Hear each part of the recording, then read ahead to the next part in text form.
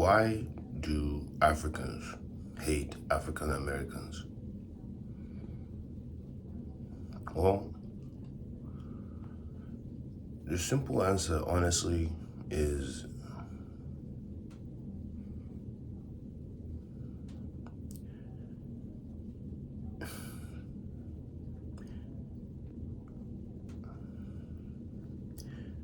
you know that parable of Jesus that Jesus said,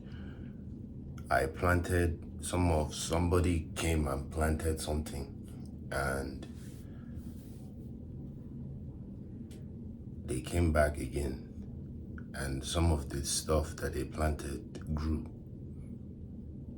and became a tree, and the birds are now feeding on the tree, and some of the stuff that you planted did not even grow at all. For the birds or other people descended on the thing, and they ate it. They ate the seed before it sunk into the ground and had the opportunity to germinate. That analogy it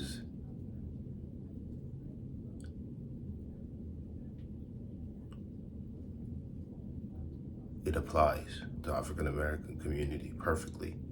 The African American community if the African American community knows itself, right?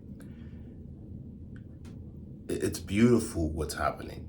It's always good to start with that, because what you're witnessing is a people that are living and creating and evolving blindly. Meaning, it's spontaneous order. It's random order that's sprung out of chaos. That's what we're witnessing. Whereas in the white community, it's deliberate order. It's like trees or seeds that are growing untempered. Untempered meaning that the little trees get to grow and mature and maturate. They get to their stage of maturation and without tempering. Black Americans are probably one of the most abused group of people, if the history is accurate, in the world and the planet still living.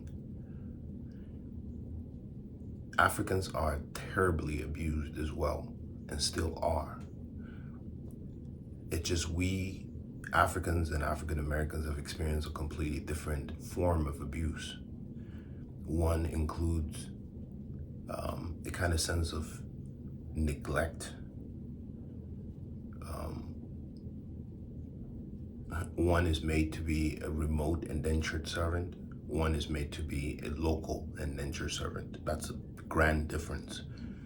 One's servitude is brought closer to the master, where they themselves need to be positioned at the yard or literally at the plantation of the master. And of course, both African Americans and Africans, those that are in the know, should know that their position, their servitude, was a lifelong commitment, one that transcends their individual life, but the life of their children, and the life of the ones that came before them, their parents. Meaning, once you understand the history, you understand that even in the 1800s, Africans were not free of colonial interferences. It was just every part of Africa, the colonials went. They encountered a group of Africa that had little or no understanding of what was happening in the other parts of Africa, other regions of Africa, in that the invader had an advantage. And the advantage was that in that season, in that period in time, I don't know the exact state at which Africa was before the 1400s when the Portuguese arrived the shores of Africa, the shores of Cotonou, or is it the Gold Coast, the Dahomey Kingdom. Long before that encounter, that Dahomey Kingdom and the things that transpired, I'm convinced that Europeans have always entered and exited Africa. Why? Because I've come to live in America and I've come to understand the mythologies and the stories that are told in the Americas. Some of them are fables, some of them are encrypted in a kind of a codex manner and shared in a story form. The interesting thing is that they know the imperative importance of regurgitating the stories over time. That's the immortality elixir. That's the price of being a victor, is that you get to relish in your victories for eternity. And essentially what happens is over time, your victories become greater than your victory or victories, your heroine stories. And this idea that the children of the Nephilims, or their grandchildren as well, became known as the heroes of old, men of renown. That is a very important subtext in history. When you're told that a people became heroes, this is how many people on earth, a group of persons, how many have mastered the art of media and advertisement and public relations, and the art of just magnetizing the idea of themselves far beyond what they are, in fact, what they're capable of. It's a form of alchemy. It's a way of driving the avatars by projecting imagery into their subconscious mind, accompanied by sound, mind you. For ease, sound serves as the lubricant that allows this imagery to find the perfect resting place, if you will, within the mind, so that it can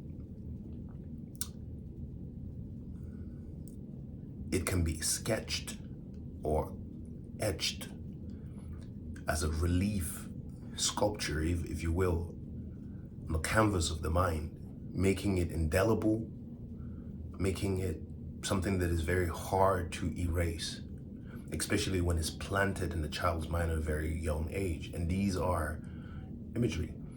Now, the funny thing about that is that if you think about the role that animation, films, and all the forms of superhero animations that you're aware of, from the Marvels characters, the pantheon of gods that each of these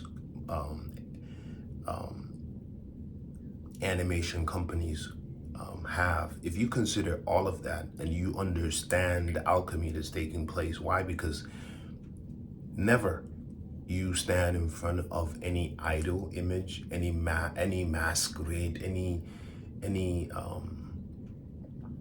grand sculpture of beings that are supposedly divine and gods, and you wonder, what is the connection between these great imageries, icons, or idols that are postured as divine beings, and the statues that I saw in museums, the grand marble sculptures that I saw in museums? The truth is that there's no difference, because once upon a time, those images of gods, did the same thing that these images of gods are doing in our subconscious minds today, or at the very least reinforcing those same initial images, which is to project an image of a person as divine, but not only divine, but so divine that it seems as though they're more divine than the other beings. And again, I take full responsibility for that. I don't know how else it will get here if I didn't do it. And for that, I would like to say I'm sorry. Once again, when I look at the images that I see in the world today, I see a continuum of that which was back in the day, which is create these grand images, this is what it's called, the heroes of old, the men of renown. Make me a legend. Make us a legend. How do you do that? Let us make ourselves mighty. Let us make ourselves great. Let us build a tower up in the fucking heavens that even the gods will see our light. That's what that is. Let us create imagery that makes us... Now, there's a good and there's a bad to all things. And I'm not condemning all of that to be somehow evil or anything like that. No. But what I am saying is that, again, with awareness, one can break the spell within one's own consciousness or mind. Breaking the spell means I am aware. I know. That's all. Once you know, you can't unknow. And the effect of that spell on one's mind is no longer the same. But without knowing, one can continue on the path of chasing a mirage, a projection, right? For eternity, believing that, wait a minute, I know that these men are giants. But if they are indeed giants, then what am I if I am too a member of these men? If I too am a part of these men? Do you see the point where Adam became, or the beings that were created became a kind of a threat to the whole? Why? Because in their awareness of themselves, they saw a distinction between them, the self, and the other, the superior, inferior designation. That's a distinction. That's a class distinction. That's a quality. That's a worth distinction. What about me isn't superior? And if I am superior, who is inferior? What about me is inferior? If I am inferior, who then is superior? What about them is superior? What makes them superior? Now, if you listen to their teachers, they would say, well, essentially most things that relates to human intelligence, which is, in simple terms, intelligence is just one's ability to solve one's problem. In that case, I am the least intelligent human being, for I find it excruciatingly difficult, rather, to solve my problems. I feel as though I've been just like a chicken with my head cut off, just running around in circles all my fucking life. I haven't had, the grand breakthrough in my life was my parents bringing me to America, and that they did that shit while I was asleep. My father took the bullets, literally, and died eventually. All to give his family a better life, all for the sake of giving his family a better life. So I can't take credit for that. I can't take credit for my capacity to speak as though I educated myself. No, I'm not anything. I'm not self-educated.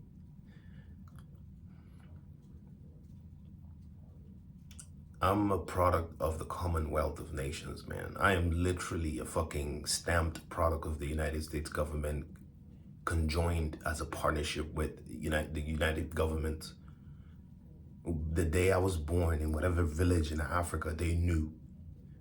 They numbered me. They knew my mother before I was born. Is that not like God? Is that not like God? And when I was growing up in Africa, I always felt like something was off. One day, maybe I get to go to heaven. When I came to America, I kind of felt like, check. That was a bucket list. That was a fucking heaven. Is that not like God? Tell me. And if I even dare ask, if this place was like heaven, who do you expect to be here? For who lives in heaven? No be God. No be God. So I think it's natural to go through this journey of, if you're born in the underworld, if you're born in hell, if you're born in poverty, if you're born without, you're born with absolute lack, if you're born with the sense of nothingness, worthlessness, it's very hard to somehow envision worth. It's very hard to somehow believe it. So, man, and I'm a guy. I'm a so-called man. Do you understand? I don't even like using that phrase, I'm a man. I don't like it at all. I don't. Because to be very honest with you, I don't know if I'm a motherfucking man. I suspect I could be the woman and she's the man. Meaning, I suspect that there was a reversal of roles. Let me explain. If the creator, the engineer, knew that by posturing the man ahead of the woman, or yes, ahead of the woman knowingly, he knows that, the man becomes too confident in himself and therefore arrogant, and he then thinks that he can be our equal.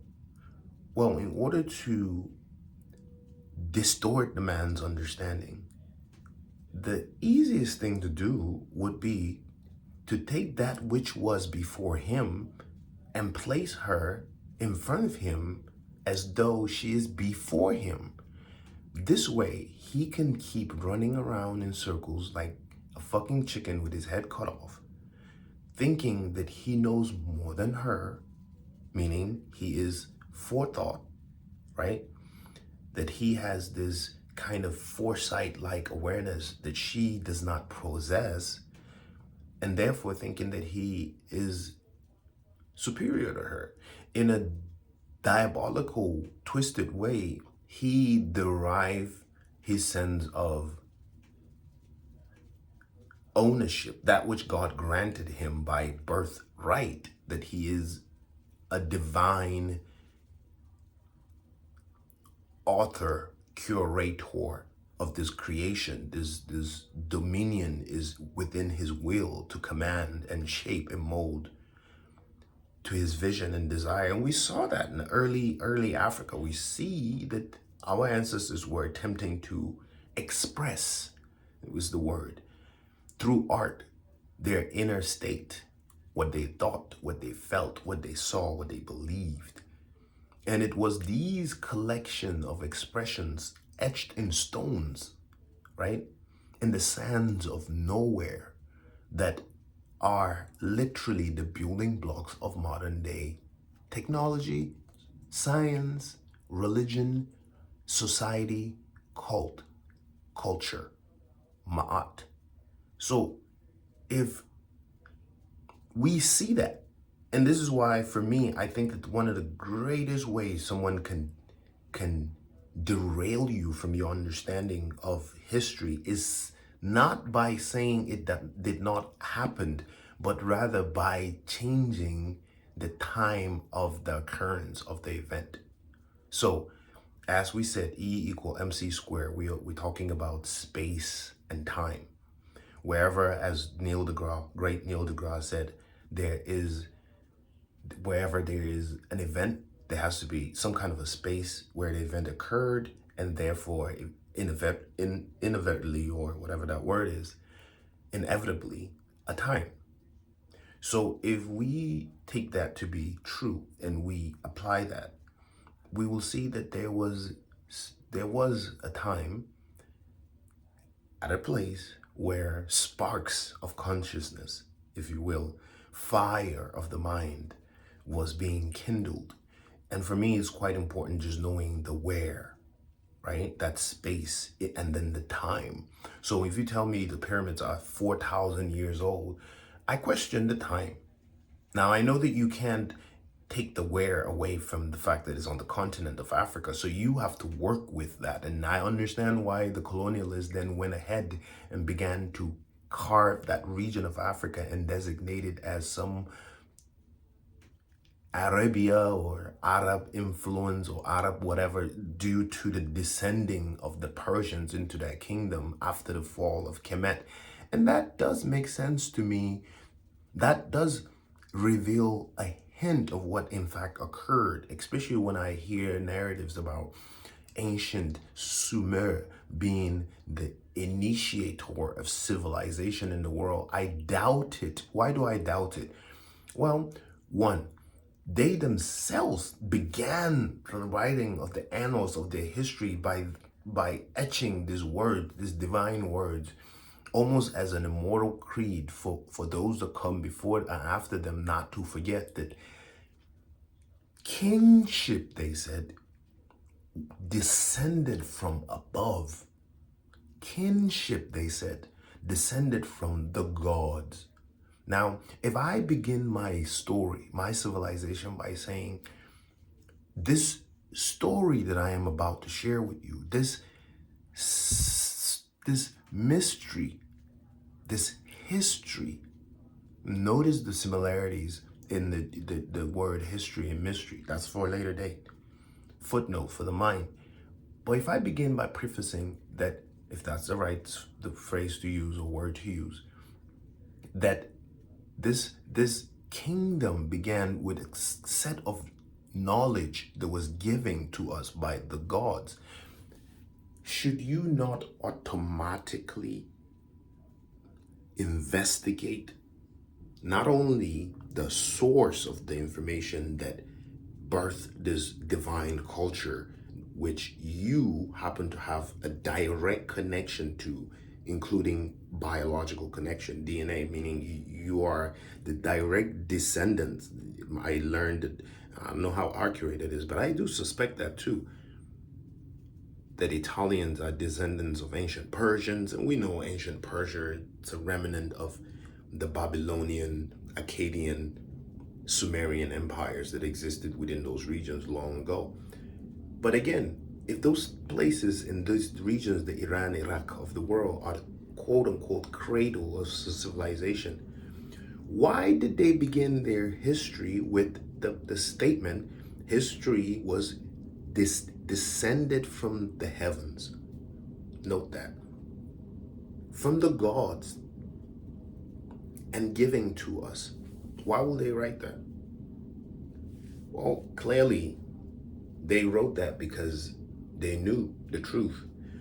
I read somewhere that there are some great philosophers or writers of that time, or at some time, that even wrote about the majesty and magnificence of the Great Pyramids.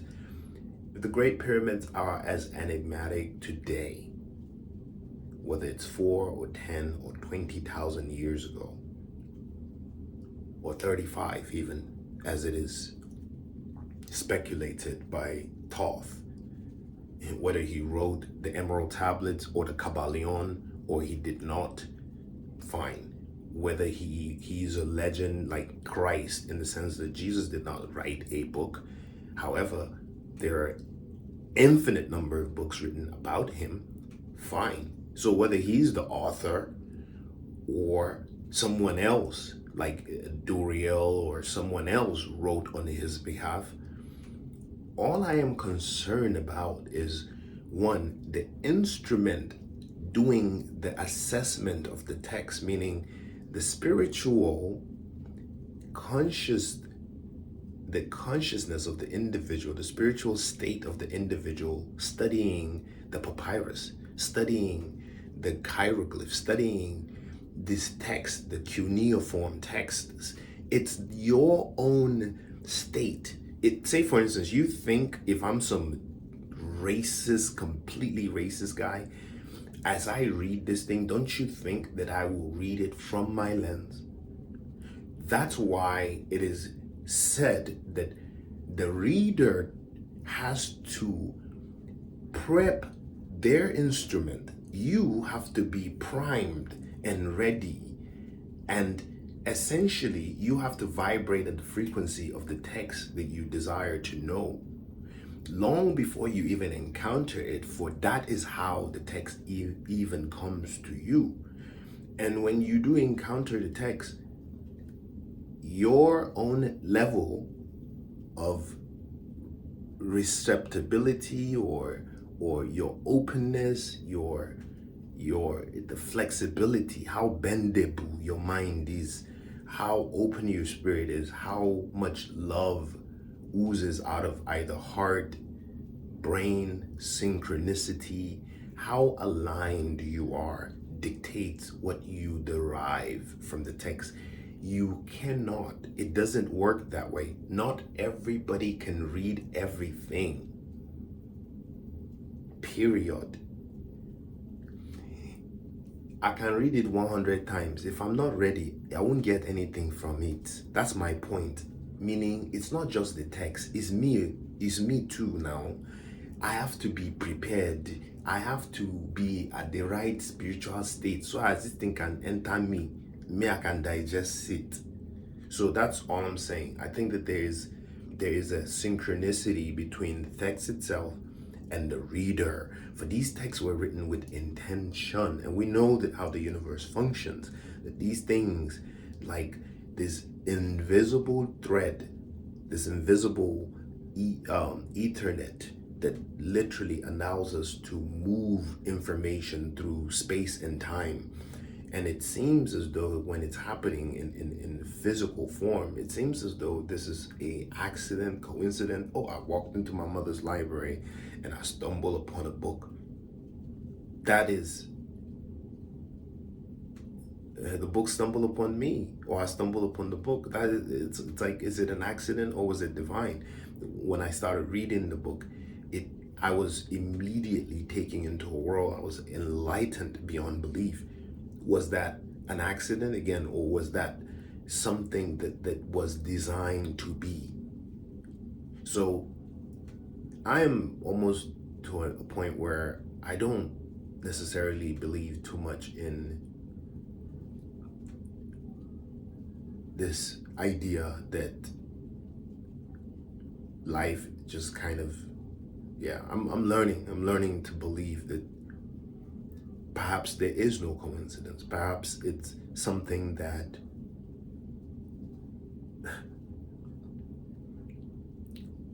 would always find its way. It's like a puzzle that requires a particular fit or shape, like the Cinderella and the shoe analogy, in order to complete the image. In order for me to see the full picture, it needs to be completed. So the completion of it requires kind of a Jedi, for lack of a better term, for any student, anyone. And the curiosity is all that makes one a student, to dare to ask, to dare to wonder. And that's exactly what makes everyone a philosopher as well. So, but for anyone who dares to and has an open enough heart and or is willing, in respective of the journey through the underworld, right?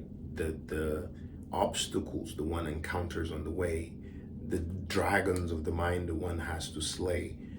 In respective of all of these obstacles, can one still find the capacity to love? I suppose the ultimate test is, while I'm torturing you, while I'm cutting pieces of you and eating it.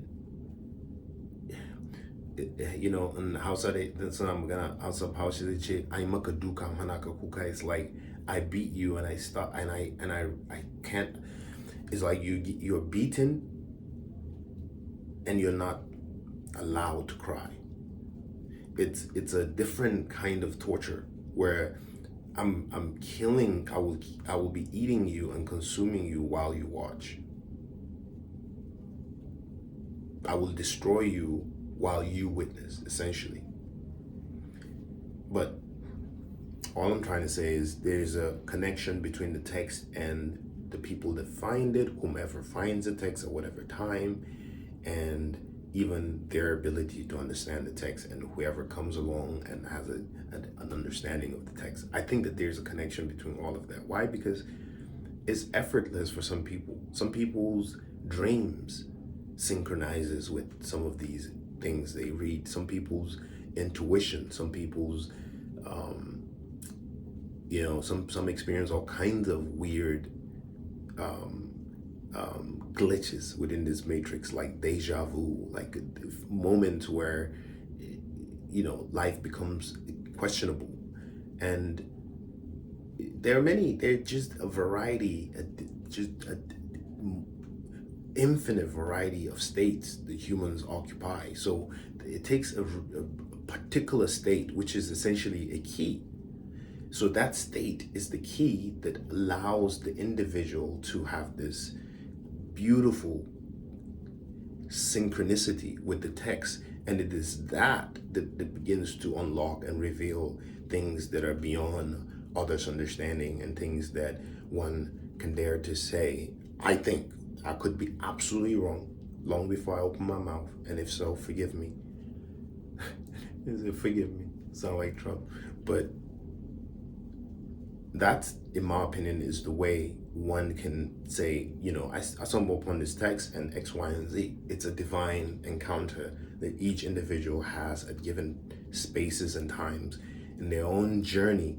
For each of us is that hero legend going through their own discovery, born within a culture, a cult, that essentially told us of the legend, the myth of that cult or culture. And so we are all on our hero's journey with the hope, in whatever capacity, to emerge victorious, of course, to emerge having succeeded. Now, the question is, what is victory and what is succeeding? What does that look like? What is success looks like? The supposed, homeless looking man on the bench appears unsuccessful, but he may be Keanu Reeves. You know what I'm saying? So is that unsuccessful? He may be Adam Sandler, someone who has millions of dollars and choose to disguise themselves, essentially, by appearing ratchet or wretched, and blending in with the common person, even though their face is a dead giveaway. But since people choose to judge by appearances, then that's a great way for me to navigate your world. While you're judging my appearance, I can just put my head down and go get my bagel, right? While you're contemplating, it can't be me. Why? Because I wouldn't be wearing such ugly shirts, such old looking attire or whatever. I wouldn't be so mad and confused. If I generally have the wealth, I wouldn't be so. Do you understand? Everybody get their own kind of mental illness. So if that's the way you choose, it's just that the collective hauka, the madness that gets the most the one that get the most group attention is just the one where everybody else subscribe to. The one where everybody says, okay, we've all are mad, and we all agree that we walk barefooted inside snow. And then one day, if somebody come and say, Kai, why is this looking rough now? Then they are mad. No, be so, because us, we have agreed in our own madness that we will continue to do this thing. So madness is just a group of motherfuckers that just say okay to the shit that might have been crazy to another group, right? But to them is okay.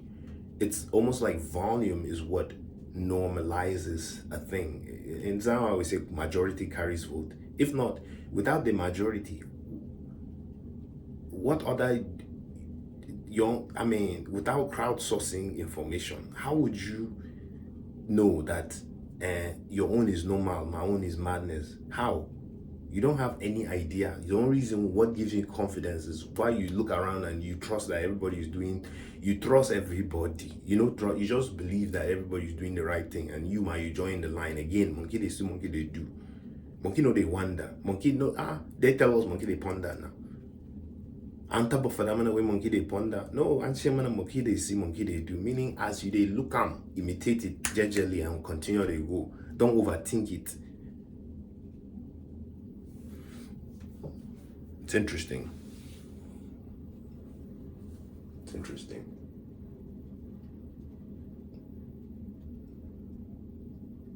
I see why older people enjoy their company more than the company of others. Because the more you age, the more you realize that, yeah, maybe that's not a true statement. Maybe older people enjoy the company of others more than they enjoy their own company. But there is a kind of a solitude that oozes out of older people that can be, I guess, confused as peace and come, and I don't know, wherever there's peace, there's wisdom. I don't know.